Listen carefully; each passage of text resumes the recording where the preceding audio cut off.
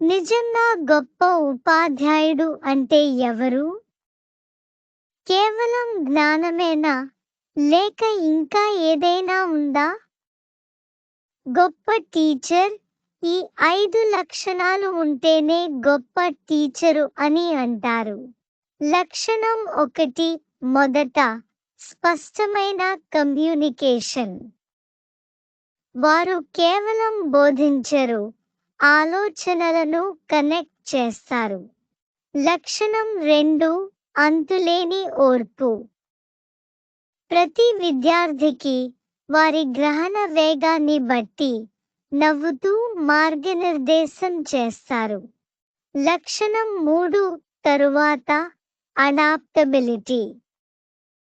సవాళ్లు ఏవైనా సరే వారు పద్ధతులను మార్చగలరు, అభ్యాసాన్ని సరదాగా చేయగలరు, ఉత్సాహపరచగలరు.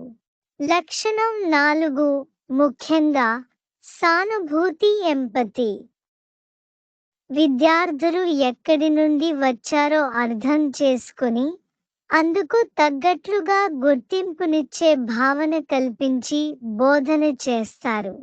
లక్షణం 5 చివరిగా చిత్తశుద్ధి. సబ్జెక్టుపై మరియు బోధనపై గాఢమైన అభిరుచి, పాషన్. వారి ఉత్సాహం అందరికీ పంచుతారు.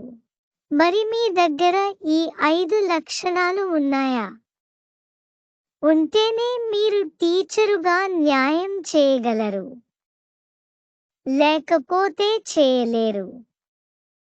ఆలోచించి పిల్లలకు న్యాయం చేయండి. Call to action.